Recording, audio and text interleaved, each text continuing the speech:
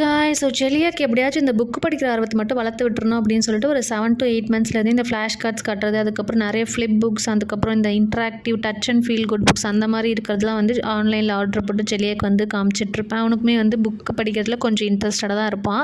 ஆனால் வந்து புதுசாக ஏதாச்சும் காமிச்சிக்கிட்டே இருக்கணும். ரீசெண்டாக இந்த அடையார் போரூரில் கிலோ புக் ஃபேர் அப்படின்னு சொல்லிட்டு போட்டிருந்தாங்க. நிறைய இன்ஸ்டாகிராம் ரீல்ஸ்லாம் பார்த்தேன். ஸோ எங்களுக்கு அடையார் பக்கம் இருந்ததுனால நாங்கள் வந்து அங்கே போயிட்டு எப்படி இருக்குது கலெக்ஷன்ஸ்லாம் அப்படின்னு சொல்லிட்டு பார்க்க போயிருந்தோம். ஸோ சில்ட்ரன்ஸ்க்கு ஆல்ரெடி கொஞ்சம் கலெக்ஷன்ஸ் கம்மியாக தான் வச்சுருந்தாங்க. செல்லியோட ஏஜ்க்கு சுத்தமாக அங்கே எதுவுமே இல்லாத மாதிரி தான் எனக்கு ஃபீல் ஆச்சு. ஸோ அங்கே போய்ட்டும் செல்லியை வந்து பாருங்கள், ஏதோ ஒரு புக் எடுத்துகிட்டு பொம்மையெல்லாம் பார்த்துட்டு உட்காந்துருந்தான். அந்த இதுலேருந்து தேடி கண்டுபிடிச்சி ஒரு 2 புக்கு மட்டும் தான் எடுத்தேன். ஸோ அவனோட ஏஜ்க்கு வந்து பார்த்திங்கன்னா அந்த ஃப்ளாஷ் கார்ட்ஸே வந்து இன்னும் கொஞ்சம் வெரைட்டிஸ் வச்சுருந்தாங்க என்கிட்ட இல்லாத கலெக்ஷன்ஸு. அதுக்கப்புறம் மை ஸ்டோரிஸ் ஃபார் பாய்ஸ் அப்படின்னு சொல்லிட்டு ஒரு புக் மட்டும் எனக்கு ரொம்ப பிடிச்சிருந்துச்சு. நல்லா பிக்சர்ஸ்லாம் பெருசாக ரொம்ப கலர்ஃபுல்லாக, அதுக்கப்புறம் லைன்ஸ்லாம் ரொம்ப கம்மியாக இருந்துச்சு.